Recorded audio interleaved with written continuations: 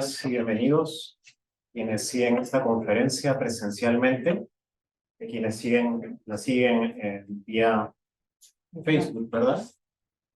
Zoom. Bienvenidos y bienvenidas también ustedes a la conferencia Abusos en entornos eclesiales, memoria y escucha. Esto se da en el marco del Encuentro Anual de Investigación, Innovación y Creación 2023, organizado por el Vicerrectorado de Investigación de la Pontificia Universidad Católica del Perú. Y al Departamento de Teología le ha tocado contribuir con 4 eventos. El primero de ellos es esta conferencia. Así que a nombre del director del Departamento de Teología, doctor Edmundo Alarcón Caro, les damos la bienvenida y les agradecemos por su asistencia y participación. En esta conferencia escucharemos 3 ponencias. La primera está a cargo de Ana Lourdes Suárez, a quien presentaremos. La segunda a cargo de Veronique Lecaros. Y la tercera de quien comparte la mesa, quien tengo el honor de compartir la mesa, Ana Caro Cárdenas.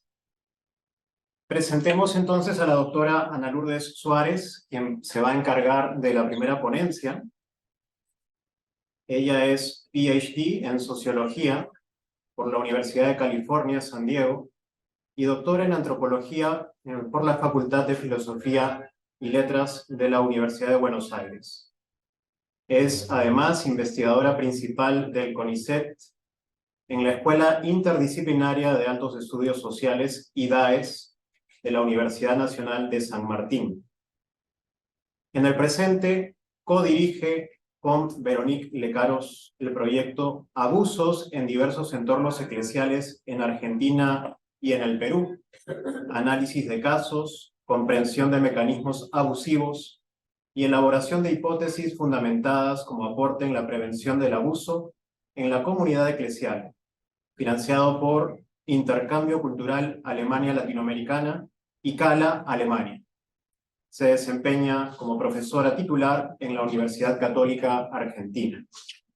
Y si me permiten, Veronique nos ha informado que hoy es el cumpleaños de Ana Lourdes. Sí. Vamos a felicitar. Le hacemos un saludo caluroso y cariñoso desde acá. Gracias. Estamos atentos a tu ponencia, con mucho gusto. Ana Lourdes, por favor. Bueno, gracias por los saludos. Bueno, yo voy a compartir un PowerPoint, me voy a ayudar de un PowerPoint, a ver si me dicen si se está viendo, ¿se ve bien? Sí. Bien. Bueno, el tema que vengo trabajando y ya quienes han escuchado el año pasado, que también hicimos una presentación en la Pontificia Universidad Católica de Perú, ya vieron, digamos, que ya había ahondado, porque de hecho es el tema que más trabajo, sobre la vida religiosa femenina, o sea, abusos en la vida religiosa femenina. Es como el espacio que personalmente más estoy ahondando. Entonces, la presentación toma un aspecto particular que son el abuso espiritual dentro de la vida religiosa femenina. Entonces, primero quería presentar rápidamente un panorama de a través de los números, ¿no? ¿Qué está pasando con la vida religiosa femenina? En general y en América Latina, todos tenemos la idea de que hay un declive, de que hay una crisis, al menos si se la mide en términos de números, de vocaciones. Ups, esperen que a ver si está, ahí pasa. Entonces, esto da una idea, ¿no? De que sobre todo acá está América Latina, a partir del 2000 particular, hay un declive en la cantidad de religiosas. De esta manera ya América Latina se suma a la tendencia que ya se venía dando en Europa y en Estados Unidos, de un declive, ¿no? En la cantidad de religiosas. Acá se ve por las regiones de América Latina, en todas las regiones de América Latina hay un declive más pronunciado en los países del Cono Sur, pero en el resto de los países, acá en los países andinos donde está Perú, el declive es tal vez un poquito más tardío, pero sobre todo a partir del 2010 se ve una caída, ¿no? O sea, hay como un patrón de caída en la cantidad de religiosas, que acá no se ve, pero además va sumado a una suba en la media de edad de las personas que hacen parte de estos institutos de vida consagrada, ¿no? Cuando hablo de vida religiosa femenina estoy diciendo aquellas que hacen que viven en comunidad con los 3 votos: castidad, pobreza y obediencia. Y acá por último, bueno, visto por países de la región, me centro, como decía, Perú, ¿no? Acá se ve que sobre todo en los últimos años se ve esta caída. Otros países venían cayendo. Argentina, por ejemplo, seguía un patrón más similar al de Europa y América del Norte, con caídas ya desde los 70. Estos gráficos muestran, estoy diciéndolo muy rápidamente esto, ¿no? Esta tendencia en los últimos 50 años. Esto no son números, y los números evidentemente nunca hablan solos, pero dan una idea de que hay algo que está pasando, que desde la propia vida religiosa se vivencia como crisis, y que también se traduce de una manera u otra en las distintas congregaciones como una idea de un cierto malestar. Hay algo que no estamos entendiendo que está pasando, por lo cual en fin, vale la pena ahondar, ver. Entonces, dentro de ese contexto, yo creo que entrar en la temática de abusos, y sobre todo, bueno, abusos sexuales, ni qué decir, porque ha sido la puerta de entrada a todo el tema de abusos, pero de ahí hemos entrado a mirar también lo que está detrás del abuso sexual, que son los abusos de poder. Siempre detrás de un abuso sexual hay un abuso de poder, y después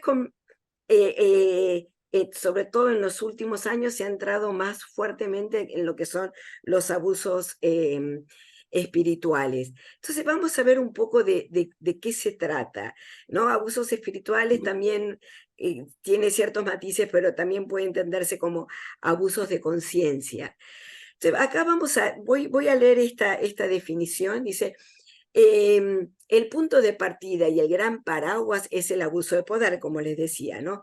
El abuso de conciencia es un tipo de abuso de poder que daña la dignidad humana. Es uno que se define, o sea, se observa por el daño que produce. En cambio, el abuso de poder se define por la acción del infractor. El abuso de conciencia, en este abuso, alguien se apodera de lo más esencial de una persona, que es la conciencia. O sea, que es esa capacidad de pensar por uno mismo, de tener una opinión propia que te permite dudar, disentir, estar de acuerdo. No, eso que es nuestra propia conciencia.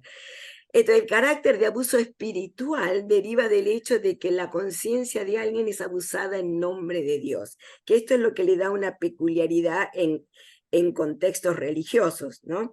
Y una peculiaridad más aún cuando se trata de personas en la vida consagrada. Entonces acá voy a seguir a Samuel Fernández, sacerdote de la parroquia del Bosque, ¿no? Que ha sido formado por Caradima. Él dice: el abuso de conciencia es un tipo de abuso de poder jurídico o espiritual que controla la conciencia de la víctima hasta el punto que el abusador toma el lugar de Dios, lo que decía antes. Obstruye o anula la libertad de juicio de la víctima y le impide estar a solas con Dios en su conciencia. Y acá me parece el punto clave. Este tipo de abuso es perpetrado por un representante de la Iglesia que es respaldado por la Iglesia como digno de confianza, o sea, por un superior, por un clérigo, por alguien que está en ese lugar respaldado por la Iglesia, ¿no? Por lo tanto, el abuso de conciencia o espiritual, ¿no? Tiene siempre una dimensión institucional. Bien, entonces, algunas dinámicas que favorecen este abuso de conciencia. Por un lado, el clericalismo, ¿no? El clericalismo del cual se ha hablado bastante. Yo creo que hay como una conciencia de que esta forma donde hay algunos privilegiados que en base a su poder luminoso median lo sagrado, ¿no? Llámese, por ejemplo, los sacerdotes, que tienen esta capacidad de mediar lo sagrado, ¿no? Por el sacramento del orden sagrado, ¿no?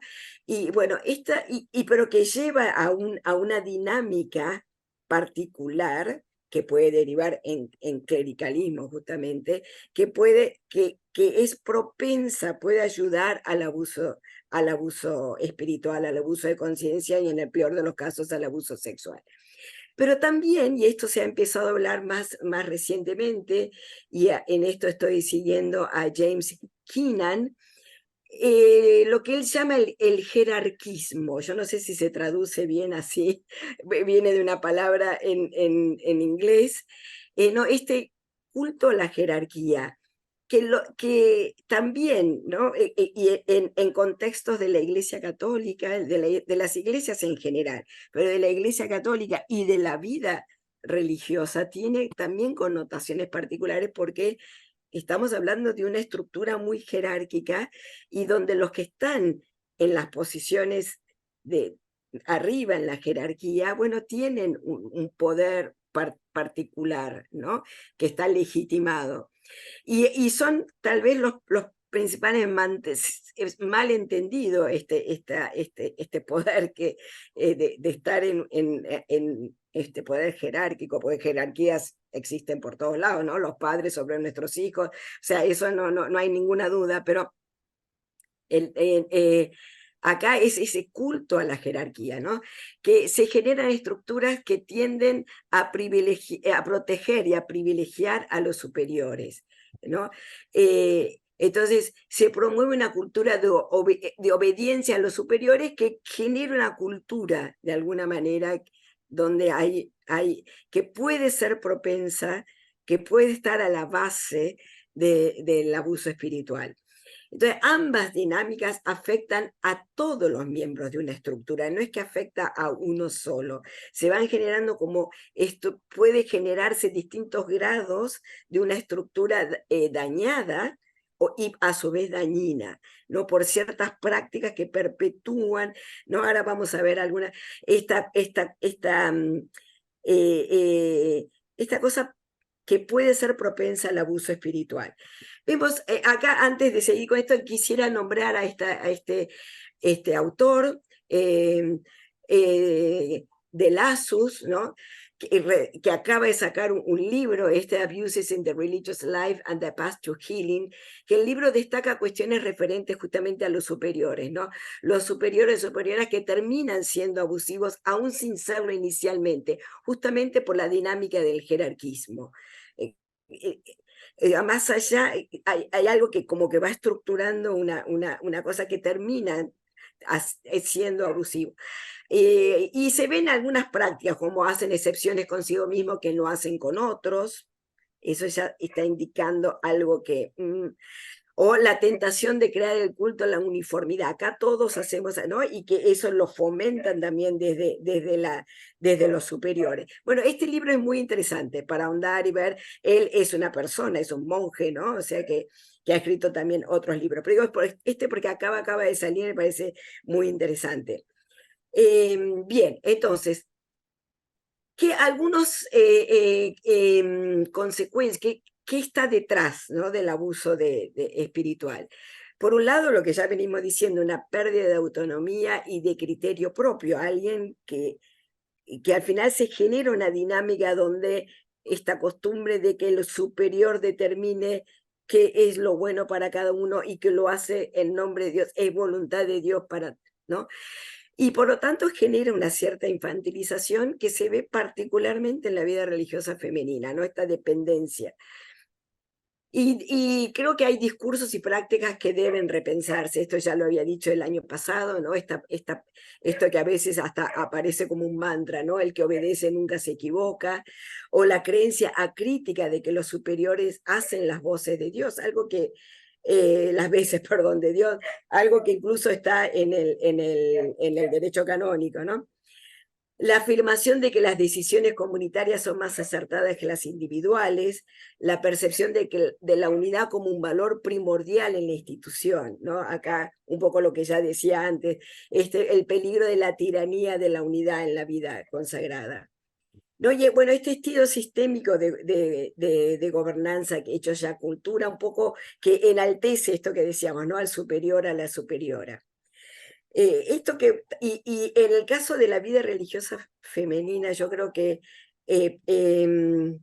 más aún en el sentido que, em, eh, no sé si ustedes me ven, yo no llego a verlos, ahí está, sí, perdón, se me había ido la imagen. Em, que además dentro de estructuras patriarcales, como son las de la Iglesia Católica, está también, además de la figura de la superiora en la vida, está el clero, ¿no? Con toda la injerencia que tiene en la vida religiosa, al menos si más no sea por la confesión. Pero eso es también otro tema para andar, para ver, o sea, hay una vulnerabilidad mayor, sin duda, en la vida religiosa femenina. Acá algo muy bueno, a ver, que ha sido para los que estudiamos el tema muy rico para poder entender estas dinámicas abusivas, estas estructuras y el grado en que están dañadas, ha sido a través de los relatos, de las narrativas de las propias víctimas. Y acá yo me he dedicado estos años no solo a nuestras propias entrevistas que hicimos en el marco del proyecto que tenemos, que hemos entrevistado a distintas personas víctimas de abuso en contextos eclesiales, o sea, en nuestro caso han sido ex religiosas, ¿no? Que narran en fin, sus experiencias, ¿no? Las agresiones que han sufrido.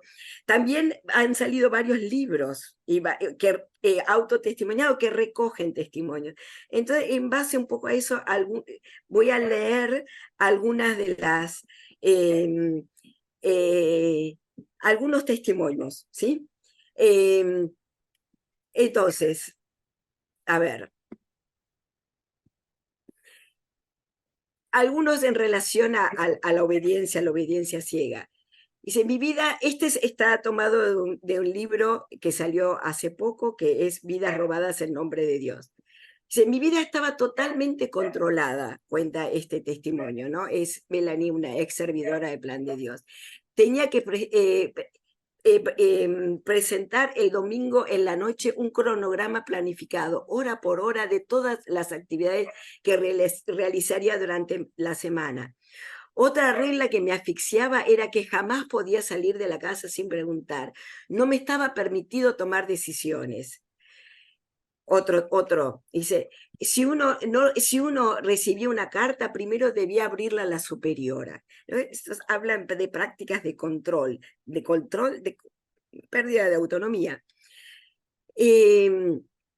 Es tal el valor que se les da a las humillaciones que tú terminas por buscar la práctica de la humillación como si fuera un valor, ¿no? Humillar para, en fin, que tú terminas por buscarla porque te aseguran que eso tiene muchísimo sentido, mucho mérito. Perdón que me parece que me salté la anterior. Un segundito, ¿eh?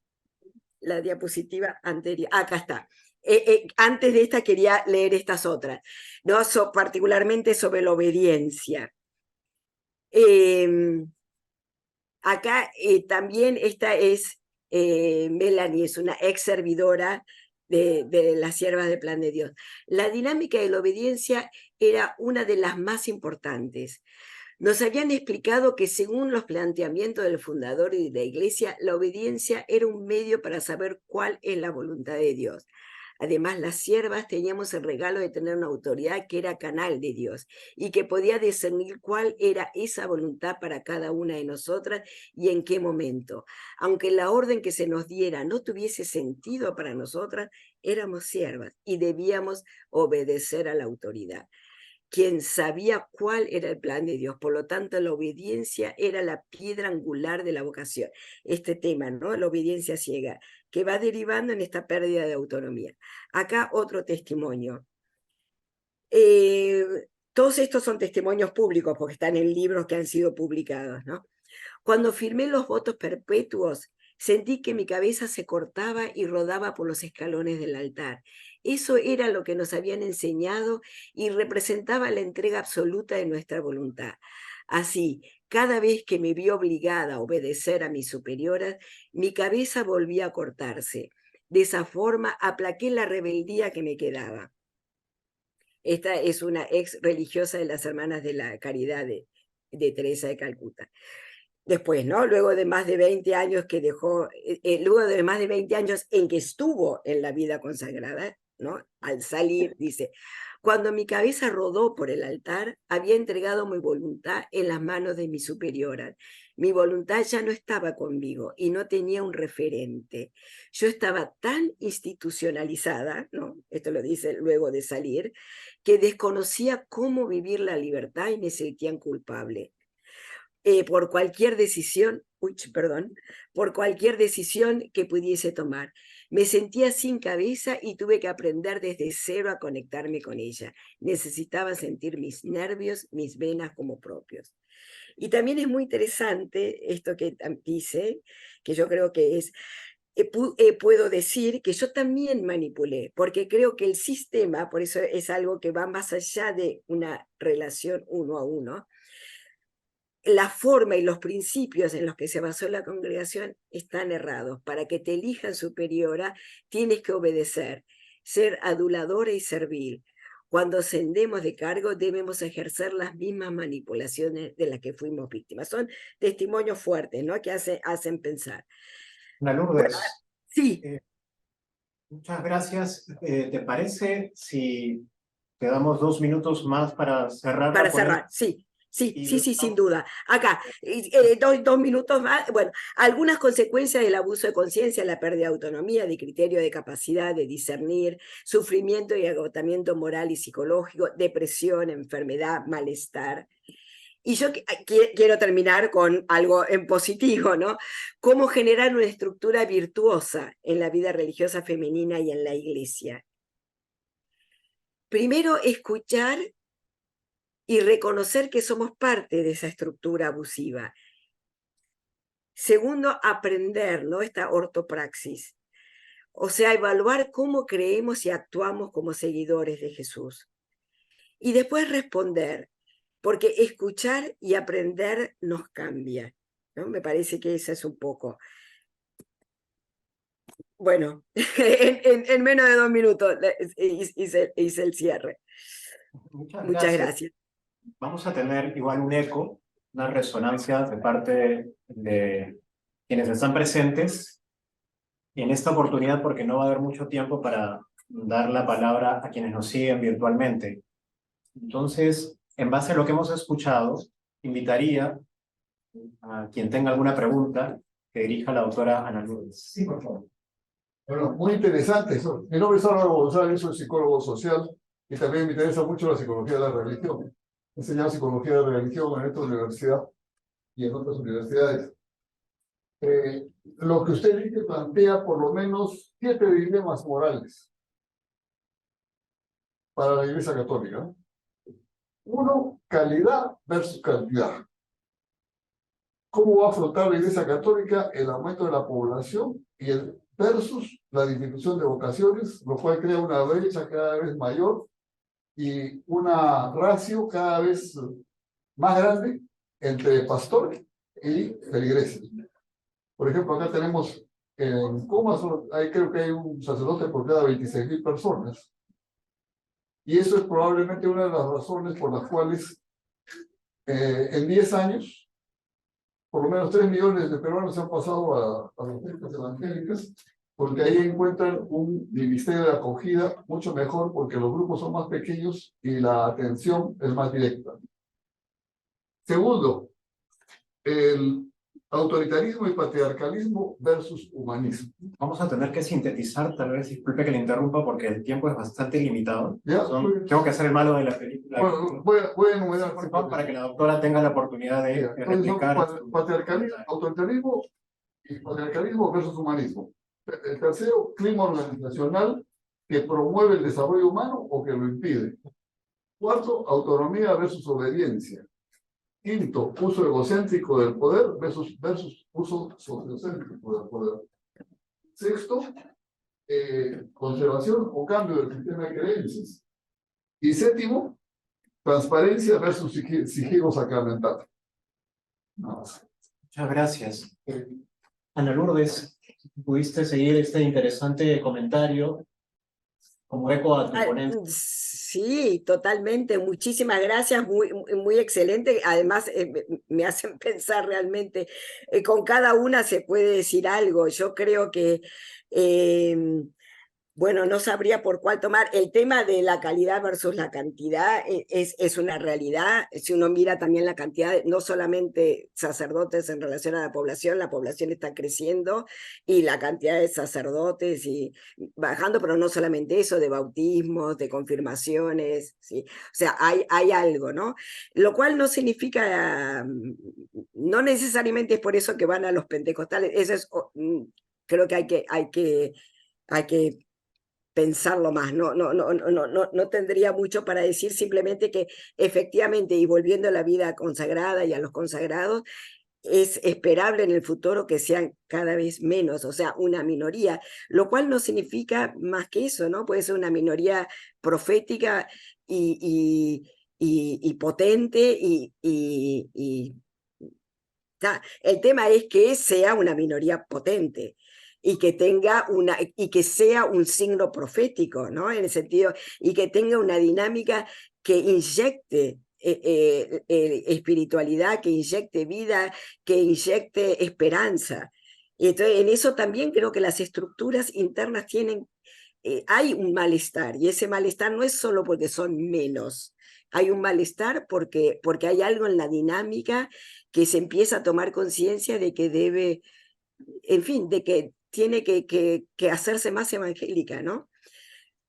No sé, diría eso. De cada uno de los puntos se podría decir algo. Me parece excelente el comentario y realmente me los anoté, me parece realmente...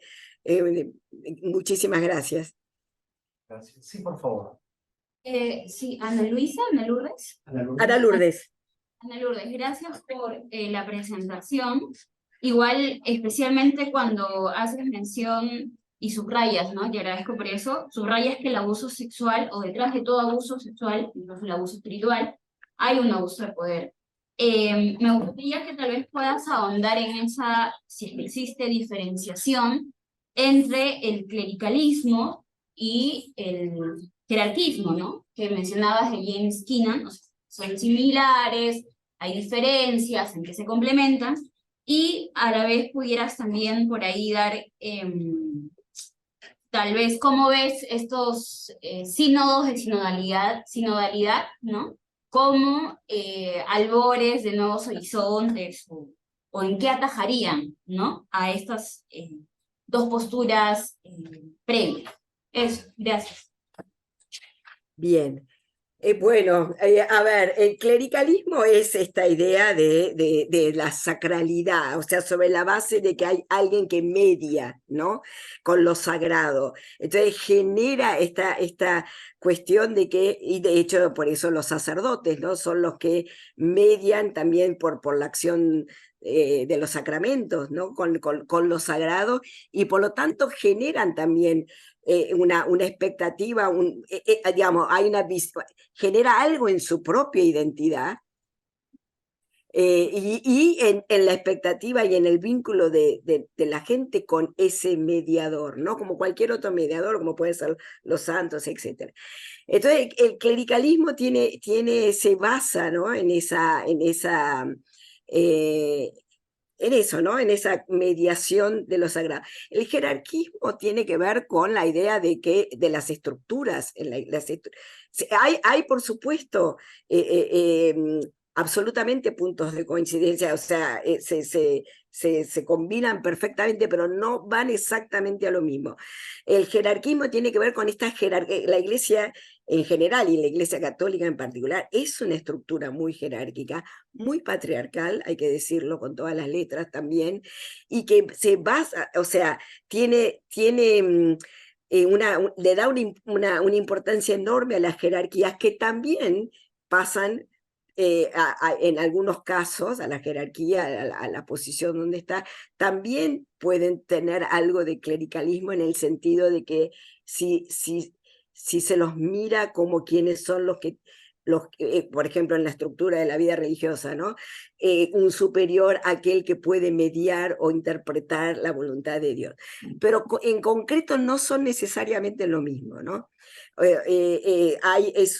Una cosa es la jerarquía, ¿no? Y el poder, y tiene una dinámica, y otra cosa es el clericalismo, aunque de vuelta tienen implicaciones, tienen puntos mucho de contacto, pero no son necesariamente lo mismo.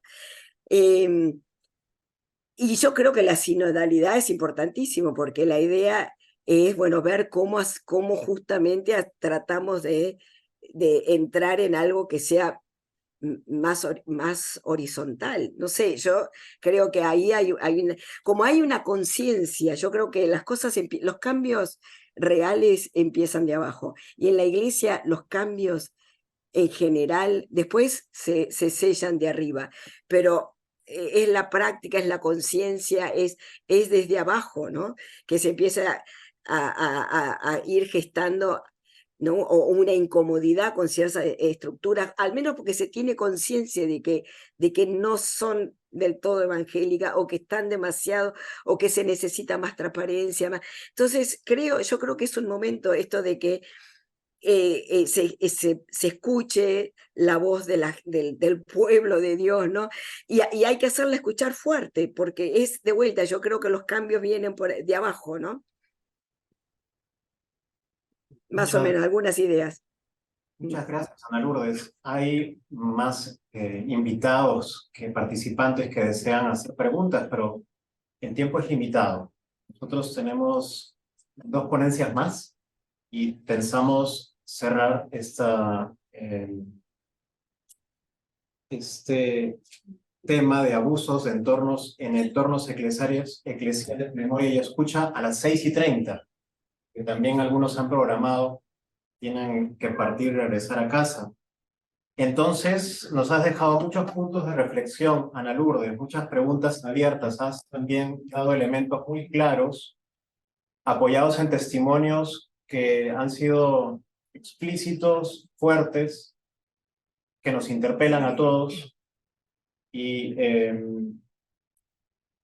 vamos a tener a continuación, Ana Lourdes, la ponencia de tus colegas, Veronique, finalmente Ana. Así que estás libre, me han insistido en esto para dejarte tiempo a ti para que celebres tu cumpleaños, Ana Lourdes, y luego nos quedamos con Veronique y con Ana para las demás preguntas que pudieran surgir. Gracias. Igual me quedo un rato más. Muchas gracias. Veronique Lecaros es profesora e investigadora en el Departamento de Teología de la Pontificia Universidad Católica del Perú. Es doctora en Teología por la Universidad de Estrasburgo, doctora en Historia del Arte por la Escuela de Altos Estudios en Ciencias Sociales de París. Asimismo, es máster en Filosofía por las universidades de la Sorbona y de Stanford. Su campo de expertise se centra en los fenómenos religiosos en el Perú, con un especial enfoque en la Iglesia Católica, los abusos en entornos eclesiales, las comunidades religiosas, la secularización y la conversión religiosa a las iglesias evangélicas. Veronique es autora de varios artículos y libros, entre los que destaca La conversión al evangelismo. En el 2019 ha sido Tinker Visiting Professor en la Universidad de Stanford. En el Arzobispado de Lima preside la Comisión de Escucha, que atiende a las víctimas de abusos en entornos eclesiales. El título de la ponencia que va a compartir Veronique con nosotros es Abusos en parroquias de barrios marginales. Bueno, buenas noches. También sí estoy en el proyecto de investigación con Ana Lourdes de ICALA, que trabajamos en Perú y Argentina. Ya lo dijiste previamente. Bueno, ¿me escuchan bien? Espero. Sí. Ya, perfecto. Bueno, he querido tomar este estudio de caso porque se habla muy poco de lo que puede pasar en barrios marginales. Es una dinámica muy particular, muy diferente de lo que se ha analizado en los informes que han salido en América del Norte, Europa, Australia. Y quisiera insistir sobre lo que es común en los abusos de manera universal, ¿no? Que es propio de la estructura de la Iglesia, de la cual nos ha hablado Ana Lourdes, de la jerarquía, pero lo que también es y propio de los abusos en sí, y lo que es diferente, lo que es propio de nuestras tierras. Entonces voy a abordar, debo decir que ha sido muy complicado y bueno, Ana Mercedes lo puede mencionar, Ana Lourdes también, que las víctimas quieran dar su testimonio, son personas muy heridas, traumadas, para que tengan confianza en el entrevistador, demora meses y podría decir años. Entonces, se trata de un barrio marginal, todo lo que voy a decir es anónimo, los nombres no son los adecuados. Un sacerdote Lorenzo, miembro de una comunidad religiosa que vino de América del Norte, y él abusaba de niñas de 8 años, y son casos de los años 90, ¿no? Hemos podido entrevistar a 2 víctimas, María y Azul, 30 y 40 años después del abuso. Los hechos ocurrieron en la parroquia. Sabemos que hay otras niñas, pero bueno, no las hemos podido entrevistar. En fin, es muy complicado. Y, en fin, vamos entonces primero a ver, y quiero insistir, el esquema común a todos los abusos, en particular en la Iglesia, ¿no? Hay procesos que son similares, en particular el proceso de grooming, que es un término técnico, pero que podríamos traducir por seducción de la víctima, que puede durar semanas, meses, ¿no? A veces los victimarios tienen varias personas, varios niños, en fin, que están corteando así, a ver cuál cae, ¿no? Podríamos decir. Bueno, el depredador conoce su víctima y busca cómo llegar a ella, ¿no? En general se trata de personas que están en una situación compleja, en situación de fragilidad, puede ser adultos, pero cuando se trata de niños, obviamente por ser mejor están en situación de fragilidad, pero en este caso de estas niñas, buscaba a niñas que venían de familia monoparental, la familia estaba pasando por separaciones, por conflictos, por situaciones muy complicadas, y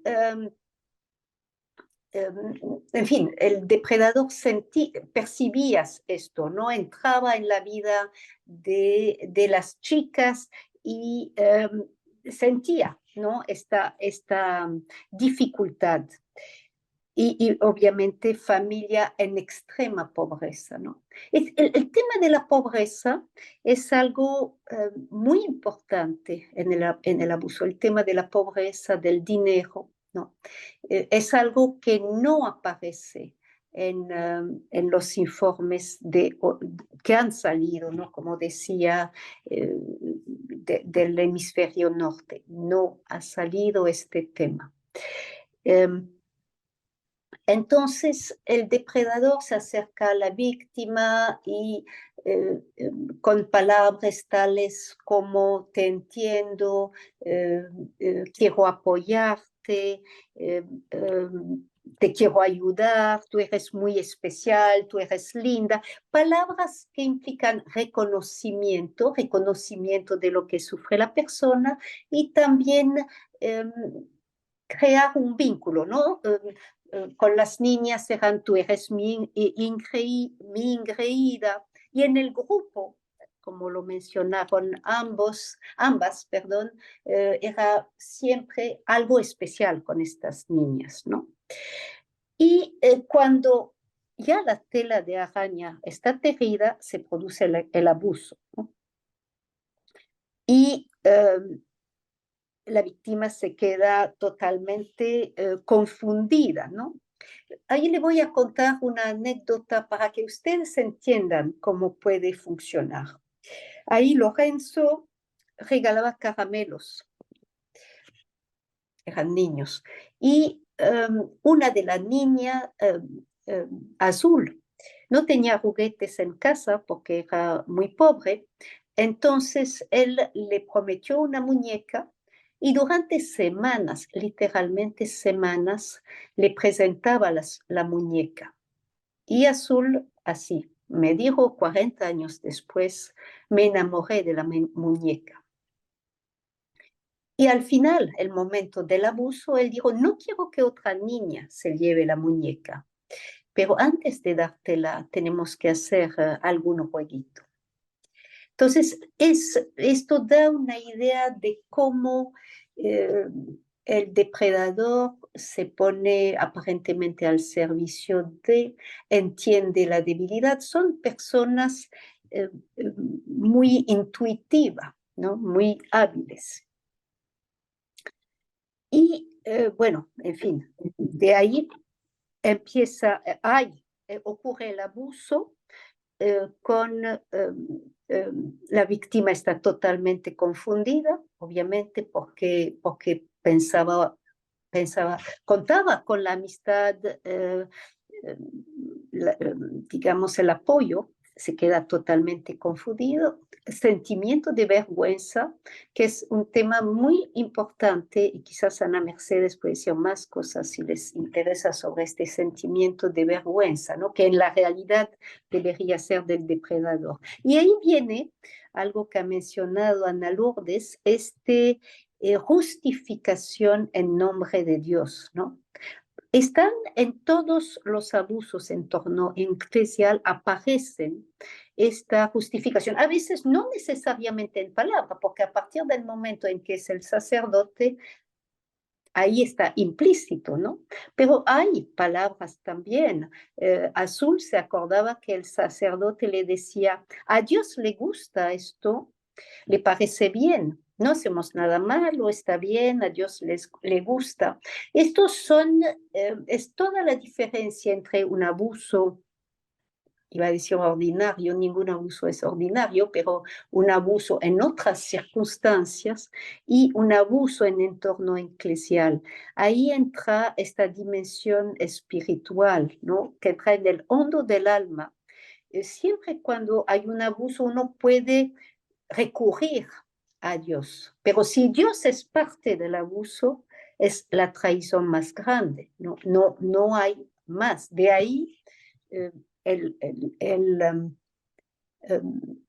choque espiritual que se produce, ¿no?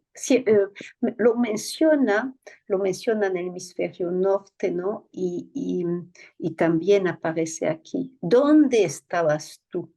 Estas mismas palabras, ¿no? ¿Dónde estabas tú, mi Dios, cuando a mí me pasaba todo esto? Y obviamente, perdón. Quedan 2 minutos, por favor. No te puedo creer. No te puedo creer. Yo ya estaba. Bueno, entonces, ya, hemos visto lo que es común. Ahora, quisiera entrar, y me vas a permitir, por favor, decir rápidamente lo que es propio a América Latina. Uno es el prestigio de la Iglesia y por lo tanto de los sacerdotes. Es un fenómeno muy propio de América Latina. La Iglesia goza de 70% o 60% de aprobación. Hay diferencia entre países. La valoración de los proyectos sociales, esto es particularmente verdad en nuestro país, en el Perú. También la aura de sobrenatural alrededor de los sacerdotes. El segundo elemento aquí, propiamente, es el problema con la justicia civil, la dificultad de ir donde la justicia civil, como una persona sin educación puede ir donde la policía y quejarse y explicar. Una persona que se siente poca cosa, ninguneado con un policía que no la va a tomar en cuenta si es frente a un cura que además a menudo ha cultivado clientelismo con las autoridades de la zona, ¿no?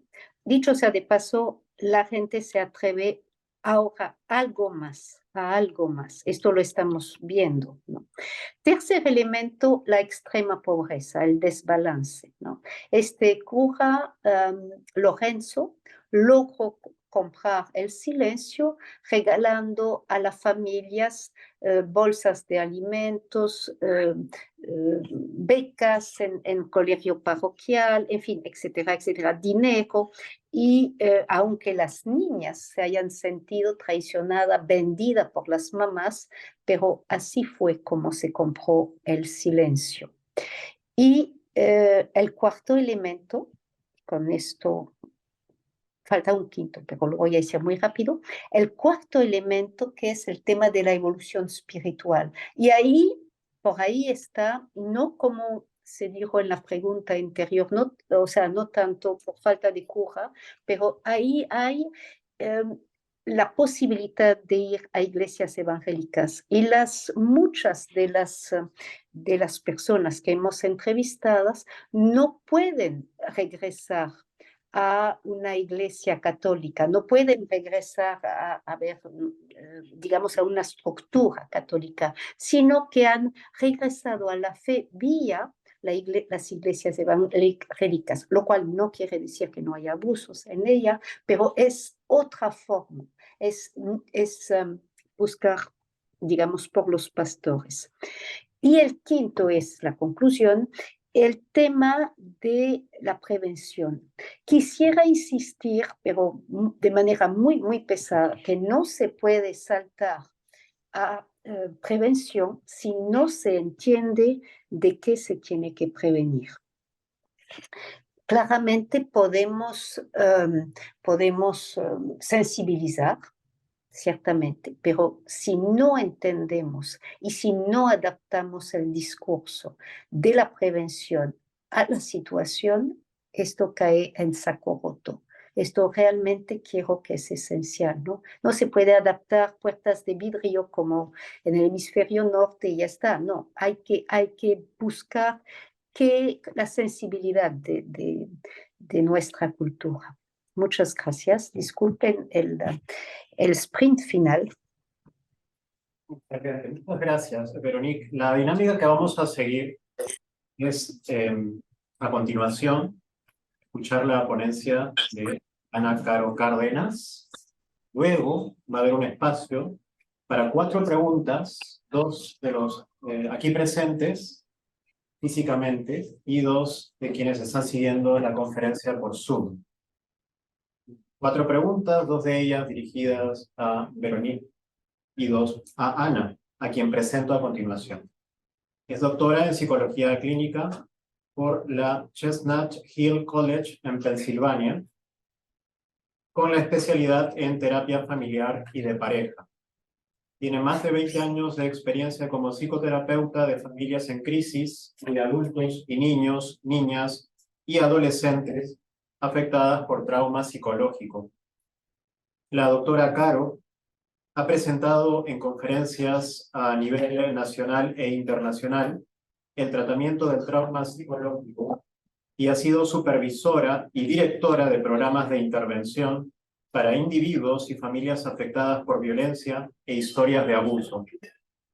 Durante 7 años fue docente de posgrado en Estados Unidos, enseñando en la especialización de trauma psicológico y asesorando tesis de maestría y doctorado.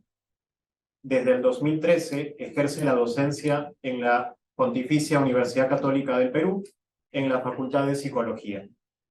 Sus investigaciones se concentran en temas relacionados con los efectos del trauma psicológico y el rol del perdón en la recuperación después de la victimización.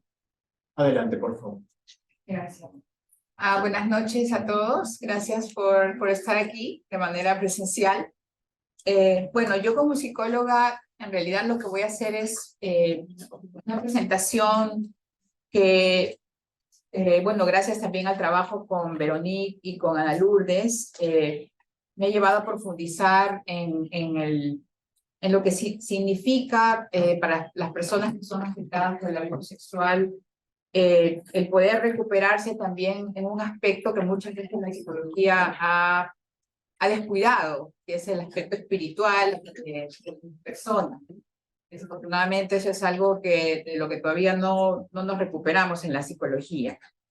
Entonces, creo que primero es importante entender un poco también qué cosa es el abuso sexual y cuál es el impacto que tiene el abuso sexual en las personas en general.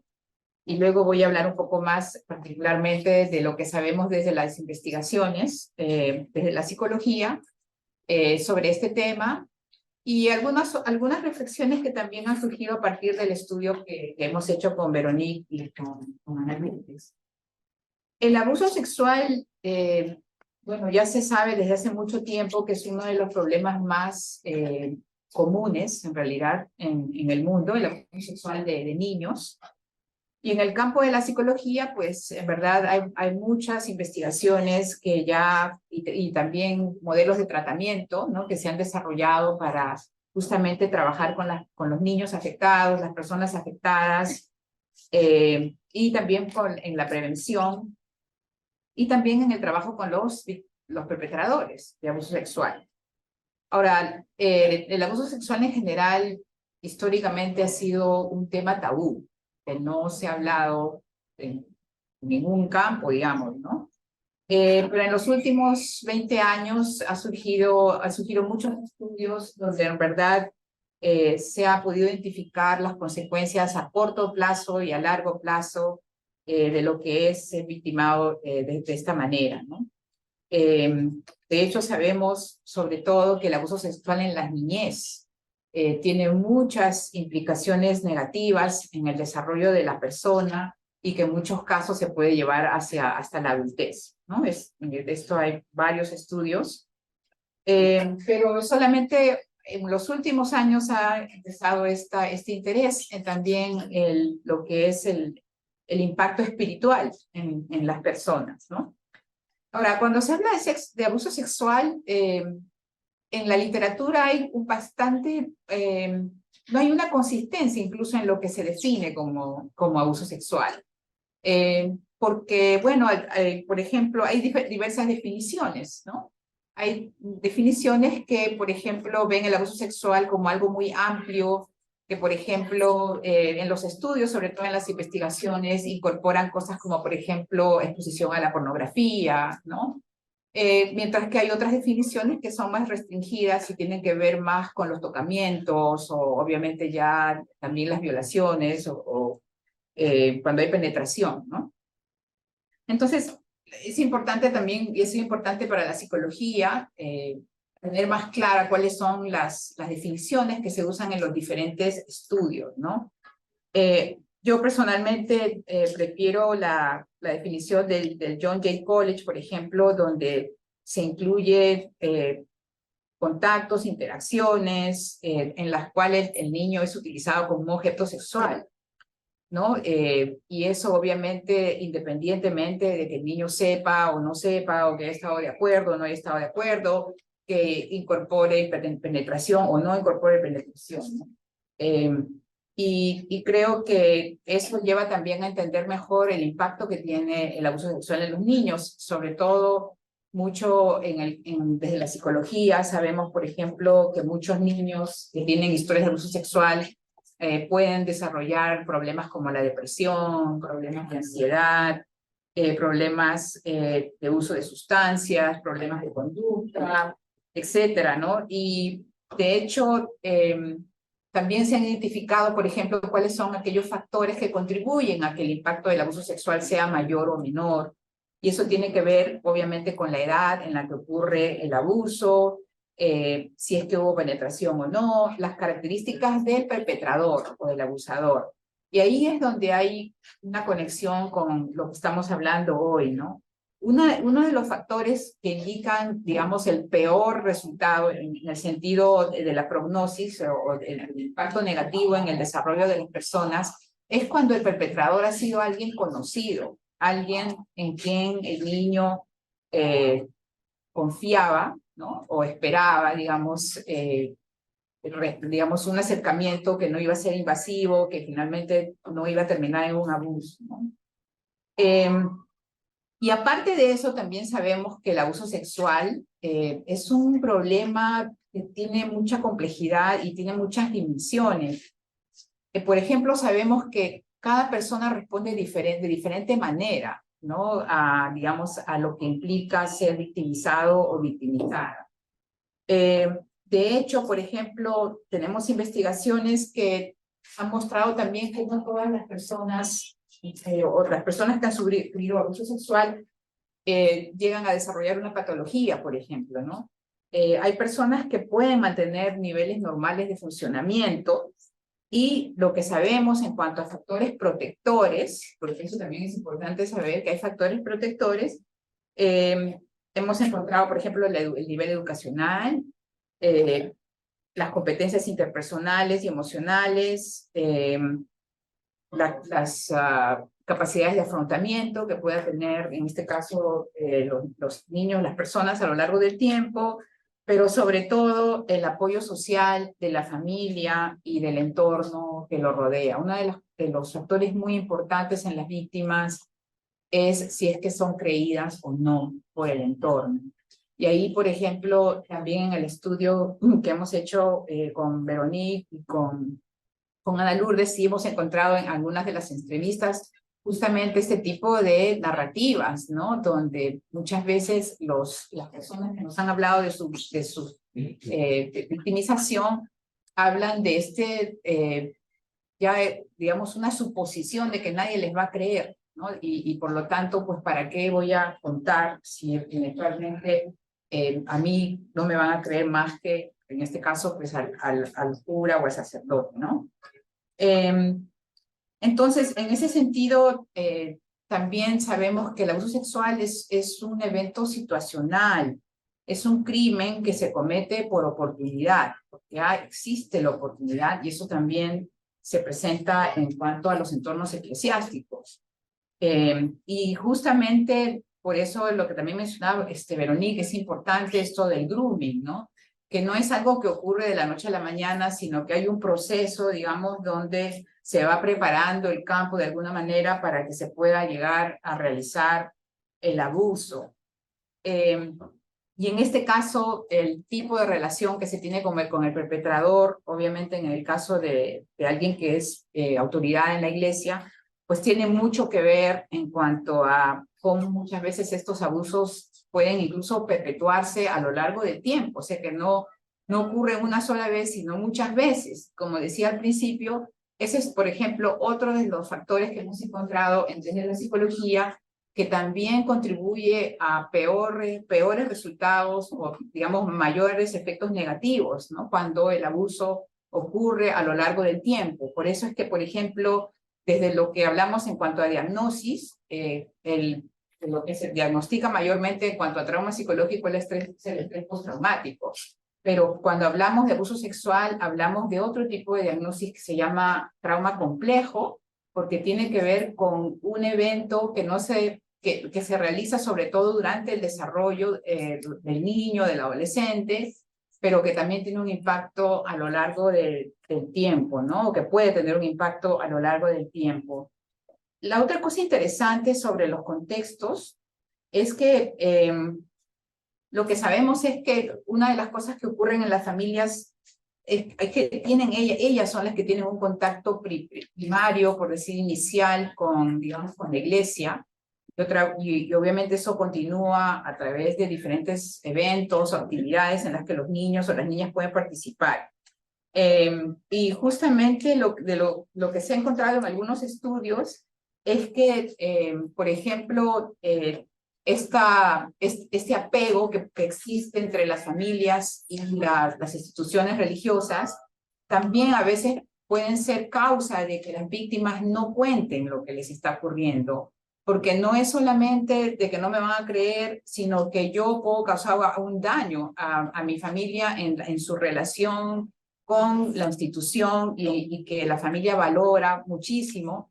Y también no solamente eso, sino que el temor de que la persona, la víctima en este caso, también pueda promover sin quererlo el rechazo de la comunidad hacia la familia, porque ese también era otro aspecto que algunas de las víctimas también mencionan, que por ejemplo, si realmente se expone, digamos, lo que ha ocurrido o el abuso en este caso, que también puede haber, no solamente que no crea la familia, sino que no crea la comunidad, lo que está ocurriendo, y por lo tanto, ahí también algunos autores hablan de que el grooming, o digamos esta seducción, no es solamente con la posible víctima, sino también con la familia, porque la familia también, digamos, de alguna manera se envuelve en todo esto y muchas veces acaba, pues, digamos, creyendo o descreyendo, mejor dicho, a la víctima y tal vez justificando o no creyendo, digamos, que el sacerdote o el cura podría haber caído en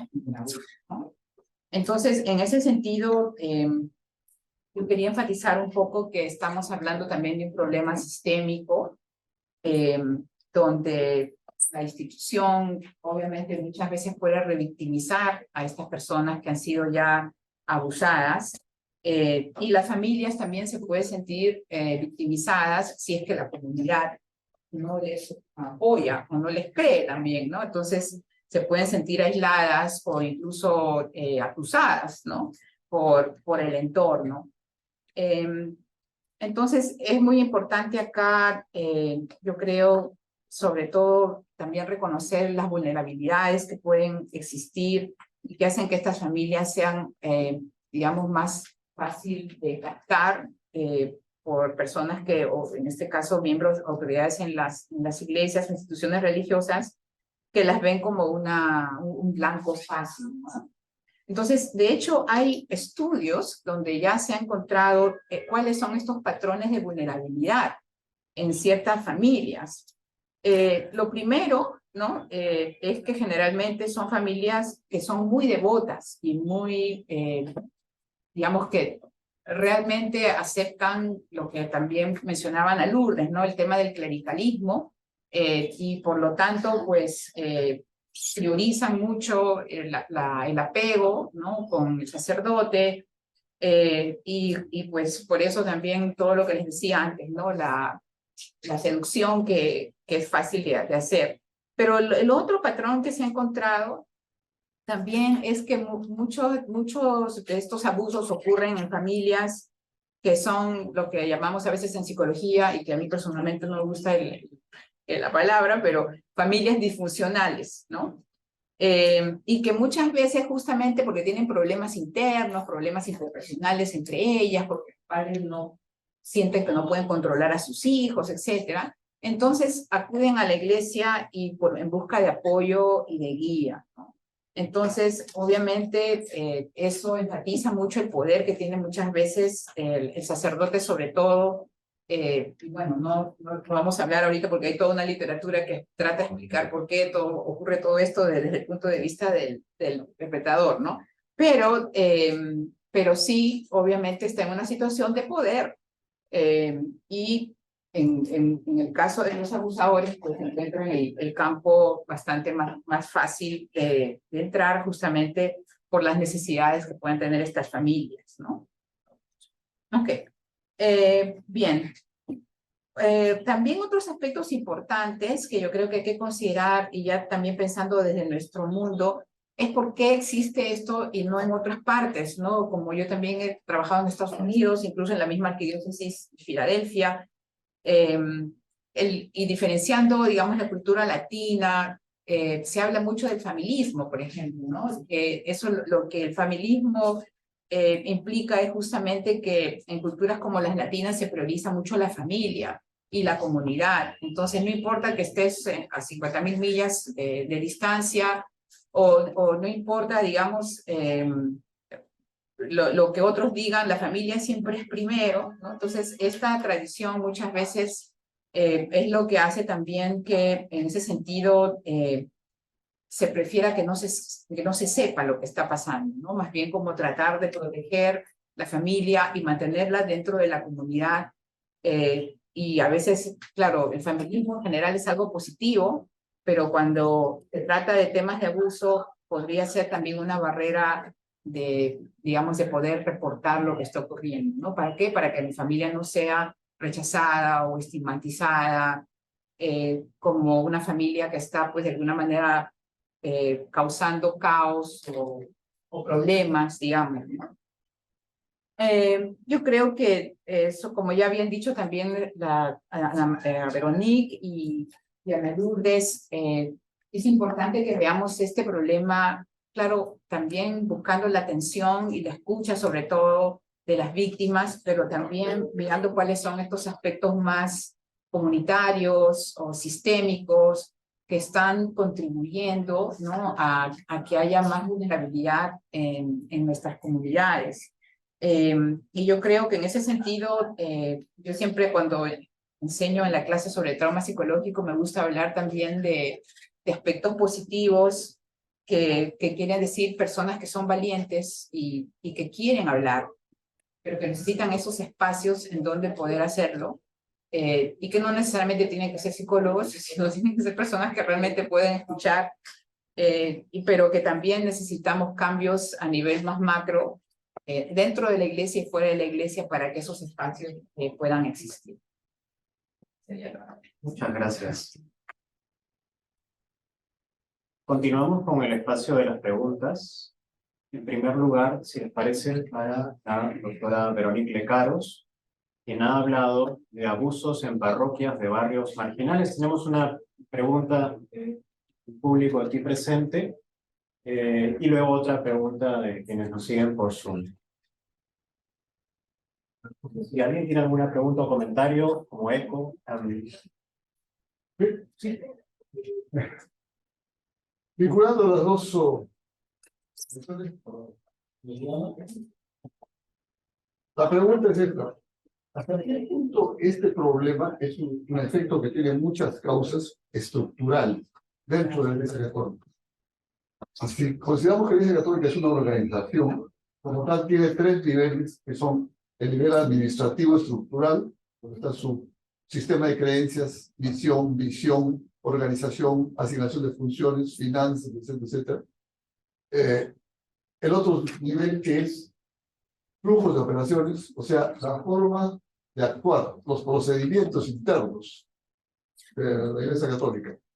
Y la tercera, que son los recursos humanos, que son la forma como se selecciona, se capacita, se ubica, se supervisa, los sistemas de premios y castigos, el clima organizacional, la cultura organizacional dentro de la Iglesia Católica, las tensiones internas y hasta qué punto todo el saber que existe generado desde la empresa en el área de desarrollo organizacional puede ser útil de alguna forma para la Iglesia Católica también, para desarrollarla como organización.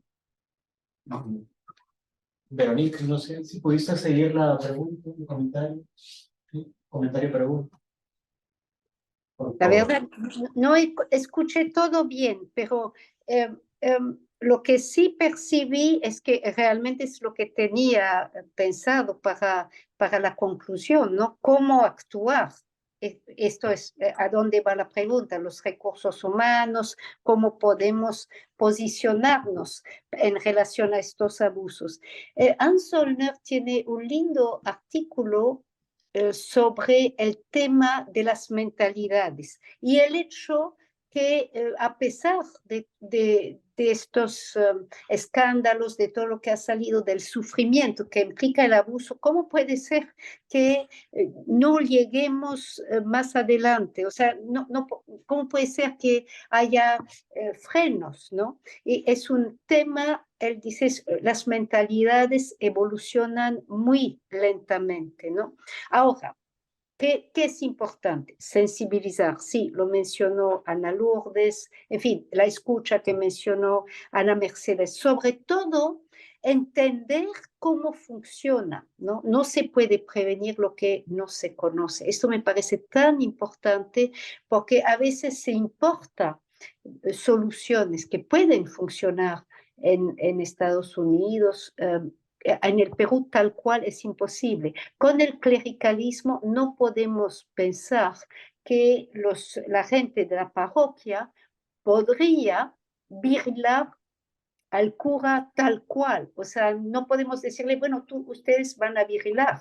No funciona así, no hay esta idea de accountability, de cuidar, de observar, ¿ya? Entonces, ahí se necesita una formación, una sensibilidad y también, como bien ha dicho la persona que ha preguntado, de parte de la jerarquía, porque así funciona, de la institución, ¿no? De los obispos, de los superiores religiosos. En este caso, este sacerdote estaba solo, o sea, ¿dónde estaban los que lo protegían? Y también muy importante ver si un sacerdote en un momento quizás está muy bien cuando empieza, pero la soledad, la depresión, en fin, qué sé yo, pueden llevar a aprovechar oportunidades. Esto es otra palabra clave en abusos. Hay que notar que los sacerdotes que abusan lo hacen mucho más tarde, o los sacerdotes, los sacerdotes lo hacen mucho más tarde que en la vida civil, a los 39 y más años, ¿no? Es lo que se ha podido ver.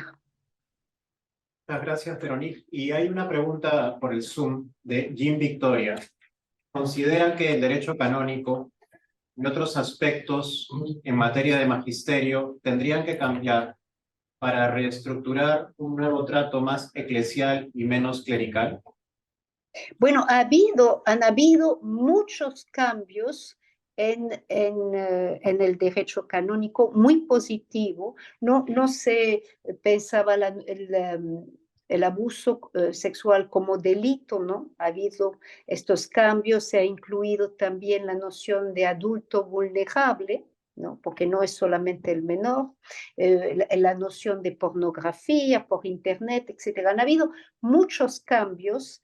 El problema de una estructura, de una institución que tiene 2000 años, ¿no? Y que se formó en la época del Imperio Romano. O sea, ahí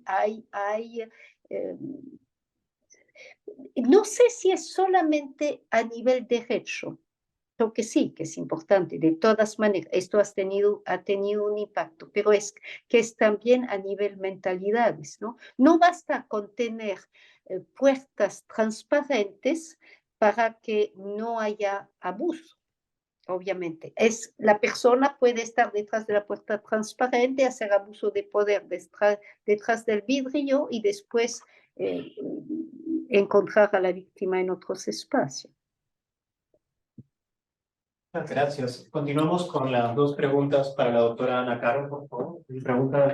Sí, yo tengo una contribución. Muy bien. ¿Cómo no? Y luego, por favor, la pregunta. La contribución es muy breve, porque creo que no solamente debemos analizar, por poder utilizar soluciones. Dice lo siguiente: ¿qué estrategia debería aplicar la Iglesia para evitar que ingresen al sacerdocio personas con tendencias parafílicas tales como la pedofilia? ¿Puede la Iglesia Católica peruana celebrar convenios con los departamentos de psiquiatría de las universidades de San Marcos y Cayetano Heredia, con el Hospital Honorio Delgado y Deio Noguchi, y con la Facultad de Psicología de la Pontificia Universidad Católica del Perú, para integrar un equipo polivalente de psiquiatras especialistas en pedofilia, psicólogos clínicos, educacionales, psicometristas y sacerdotes de trayectoria saneada, que tengan mucha experiencia en selección y formación de sacerdotes. ¿No podría encargarse este equipo la tarea de diseñar un protocolo de selección de postulantes a seminaristas que incluyera exámenes de conocimientos, exámenes psicológicos y entrevistas psiquiátricas y análisis de antecedentes policiales y judiciales? De esta forma, no se incrementaría el nivel de confianza de la feligresía para poner en manos de sacerdotes la educación de sus hijos, sin temor a que ellos sufran ninguna forma de acoso sexual. ¿No sería este un paso importantísimo de acercamiento entre la ciencia y la religión en favor del desarrollo humano? Creemos que técnicamente es posible. Lo único que se necesita es la decisión política de los tomadores de decisiones de la Iglesia. Y esperamos que la tomen a la brevedad posible. Muchas gracias Por su disposición para... la comparto. Gracias. Muy amable. Sí, por favor, su pregunta. Sí, entre pregunta y comentario a partir de lo que has comentado, Ana Mercedes, gracias a ti, a Veronique y a Lourdes, por la investigación, o sea, por los alcances que nos traen respecto a las investigaciones que han venido haciendo. A mí un poquito me da como eco esta situación al momento de elaborar el diagnóstico, ¿no?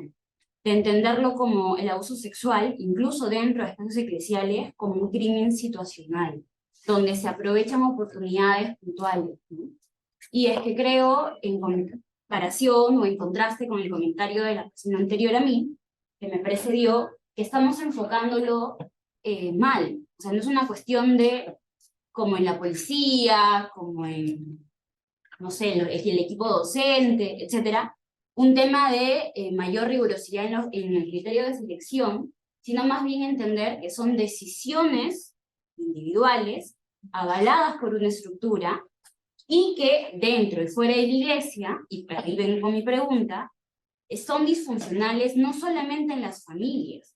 Cuando en psicología, en temas de abuso sexual, se mira a las familias disfuncionales, no se los coloca exactamente si son monoparentales o son solamente de madres adolescentes o madres solteras y padres ausentes, sino que están lamentablemente en desequilibrio de poder o desequilibrio de responsabilidades por una cultura patriarcal. De vosotras tres, la que enunció puntualmente el término fue especialmente en Lourdes, ¿no? Como un patriarcado que sostiene, ya no estaba presente, pero igual le traigo la colación, que sostiene y que permite, por supuesto, el clericalismo, que bien lo has detallado en tu presentación, Ana Mercedes, y el jerarquismo, ¿no? Entonces, ¿en qué medida entendemos también, dentro y fuera de la institución eclesial, no solamente católica, que el patriarcado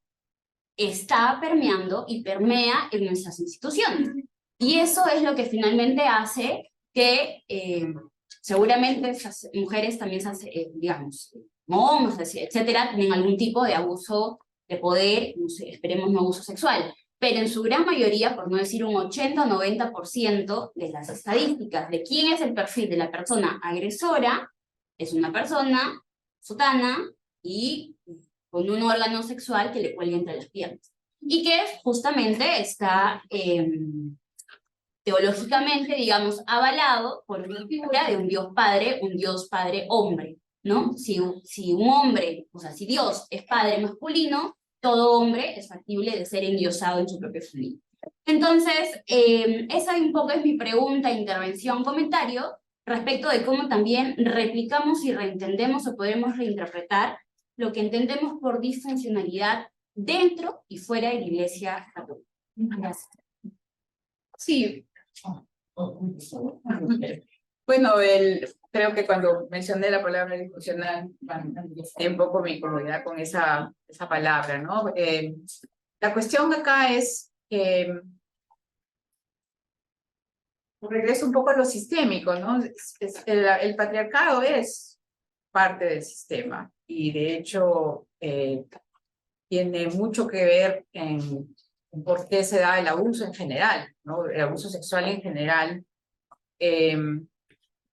Pero claro, cuando hablamos de difusión, es un término que es bastante malentendido, ¿ya? Yo prefiero hablar de familias que tienen diferentes problemáticas y obviamente están inmersas en un contexto social en el cual está el patriarcado. Y eso influye en muchos aspectos relacionales entre las parejas, ¿no? Y también entre los padres y los hijos, dependiendo del género del hijo, de la hija, de la hija, ¿no? Entonces, eso está metido en todo, digamos, en cuanto a las relaciones interpersonales. En cuanto al abuso, ciertamente el patriarcado tiene que ver con poder, ¿no? Y eso, pues, la iglesia, como ya lo mencionaba también Ana Lourdes, de hachazo siempre ha sido, pues, una institución patriarcal. Sin embargo, yo también creo que más allá de la patología, digamos, que sí existe, ¿no? En muchos de los que son perpetradores, yo creo que hay un mundo mucho más amplio que eso. En mi opinión, por ejemplo, yo creo que el patriarcado ha hecho mal tanto a las mujeres como a los hombres. Y creo que, por ejemplo, en el tema de la sexualidad y cómo se ha abordado la sexualidad, ya a partir de eso, de la mirada del patriarcado, creo que tiene mucho que ver en cómo estamos aquí. Me refiero no solamente a la relación mujer-hombre, sino en general lo que entendemos que es la sexualidad. Y creo, y de hecho hay estudios que también han apuntado a eso, ¿no? Que mientras tengamos la sexualidad como un tema tabú, no vamos a avanzar en el sentido de entender qué es lo que pasa en el mundo interior de todos nosotros, ¿no? Y sobre todo de las personas que, bueno, eligen, por ejemplo, una vida de celibato. Entonces, y más allá de eso, por ejemplo, el hecho de que hayan personas, niños sobre todo también incluso, que no tienen la información adecuada o precisa sobre su sexualidad o sobre sus propios cuerpos, y luego a la hora que se encuentran con situaciones como las de un posible abuso, no entienden o no conocen los riesgos, ¿no? En los que pueden estar. Entonces creo que eso también tiene que ver mucho con cómo las familias manejan estos temas, ¿no? Donde no hablamos del sexo. Entonces creo que a veces, claro, el patriarcado es, yo creo, un tema muy importante, pero creo que también hay que irlo aterrizando en algunas de estas cosas más, no sé cómo decir, más concretas, ¿no? De cómo podemos cambiar, ¿no? Estas creencias, como por ejemplo temas de la sexualidad, que se nos han transmitido y que yo creo, y algunos estudios han encontrado, tienen que ver también con la vulnerabilidad de las personas que son victimizadas, así como también los perpetradores. Una última pregunta, porque revisé no había, y sería la de usted. Bueno, en primer lugar, la doctora Caro, agradecer. Creo que es importante afirmar que en el pontificado del Papa Francisco se han dado pasos muy concretos y acelerados en comparación a los anteriores. Y de eso tenemos que agradecer mucho todo el esfuerzo que él en sus 10 años está haciendo. Ha cambiado bastante. Y para los que somos católicos, yo soy sacerdote, soy misionero y soy provincial de una congregación. Y entiendo todas las inquietudes, ¿no? Pero también me hago la pregunta, y le hago la pregunta a usted, ¿no? Porque usted tocó desde el nivel cultural, tocó un tema bastante importante, ¿no? Que todavía no se ha profundizado. Y me gustaría saber si hay estudios a nivel cultural sobre cómo influye la cultura, por ejemplo, aquí en el Perú, ¿no? A mí me ha tocado trabajar en la sierra, me ha tocado trabajar en la selva con los pueblos indígenas, me toca vivir ahora en la costa. Estamos en una universidad donde el mundo es totalmente... Entonces, aquí también hay una cosa que es importante que como iglesia, por lo menos los que estamos comprometidos en ella, como que nos falta. Y para un poquito para el señor que hablaba sobre si tendríamos que, un comentario a él, ¿no? Hacer todo un, digamos así, una pormenorizada revisión, quiénes serían los futuros sacerdotes, ¿no? Yo creo que esto no solo cae para nosotros, ¿no? O los futuros que van a venir, esto cae para toda la sociedad, ¿no? Porque como sociedad peruana somos muy complejos. Y yo creo que esta universidad tiene, y aquí incido, tiene, ya que está tocando este tipo de temas, tiene una obligación muy grande de contribuir a este tipo de reflexiones, ¿no? Yo pensaba encontrar más personas, ¿no? Pero me parece que estamos muy inmaduros en este tema. Como usted muy bien lo dijo, ¿no? Desde la familia no tocamos temas. Somos a veces muy moralistas, no solo patriarcales, ¿eh? El modelo patriarcal como que ahí está, pero hay otros modelos que en la sierra, en la costa, depende de dónde venimos, de dónde provenimos. Y depende qué otro elemento adoptamos de afuera, porque también somos así, ¿no? Entonces, esa era un poco mi intervención y mi pregunta si a nivel cultural hay otro tipo de investigaciones. Sí, bueno, en cuanto al abuso sexual, eso se refiere, ¿no?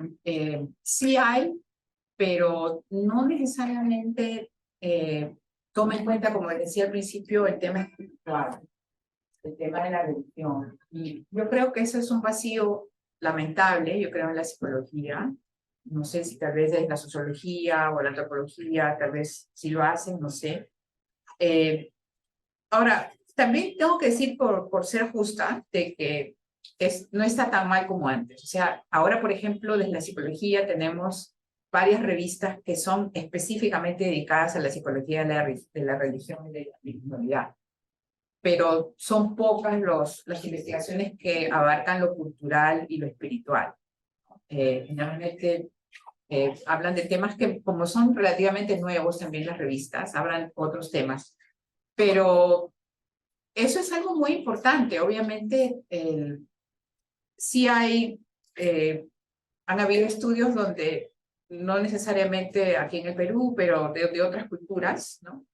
Donde, por ejemplo, se encuentra que hay sectores que se puede relativizar, se ha relativizado a veces los efectos de la victimización con abuso sexual, pero mucho de eso tiene que ver más que todo porque no se hacen diseños metodológicos que sean apropiados, y también muchas veces porque hay sesgos, ¿no? Y se cree muchas veces, por ejemplo, y también por lo que les decía al principio, que la definición de abuso sexual no es la misma que se utiliza siempre en todos los estudios, ¿no? Entonces, y también puede haber ese tipo de sesgos. Entonces, claro, puede interpretarse a veces como que hay algo que realmente no se da, o en realidad no se da tanto como se cree, ¿no? Entonces, a veces eso también ha pecado, digamos, en minimizar lo que implica el abuso sexual, y no me refiero ahorita dentro de instituciones religiosas, sino en general. En general, nadie quiere hablar de abuso sexual, o sea, no es un tema que alguien quiere hablar. Históricamente está documentado que nadie lo quiere tocar y es mejor pretender que no existe. Entonces, pero como le digo, ahora, sobre todo en estos últimos 20 años, tenemos amplia evidencia de que ocurre, y generalmente ocurre dentro de contextos cercanos a la víctima. O sea, no es alguien extraño, sino alguien que la víctima conoce. Entonces, lo que habría que ver es obviamente cómo podemos visibilizar, como usted dice, el problema, y tratar de entender cuáles son las maneras en que las diferentes culturas lo asumen, porque en algunas, como le digo, muchas veces es negarlo, minimizarlo, o incluso tratar de normalizarlo también, incluso en algunos lugares. Pero claro, ahí también tenemos que hablar de las personas que son más vulnerables en las familias, que siempre son los niños, ¿no? Entonces, y ya por un tema de derechos, por donde lo veamos, ¿no? Es algo que más allá de que hablemos de diferentes culturas, ¿no? Tenemos que ver la protección de aquellos que están más vulnerables a ser abusados, no solamente sexualmente, sino también psicológicamente, físicamente, y ¿no? Por la violencia que en realidad existe en muchos lugares ahora, ¿no? Entonces, el abuso sexual tiene la característica de que es mucho más fácil de tapar, ¿no? De guardar el secreto. Es parte, digamos, a veces de incluso de la manipulación que se hace, que el castigo físico, ¿no? Donde muchas veces los niños pues tienen marcas o más visibilizados y con razón, obviamente, ¿no? Pero el abuso sexual aún es, no es un tabú como antes, pero todavía existe resistencia, digamos, resistencia a hablar sobre eso.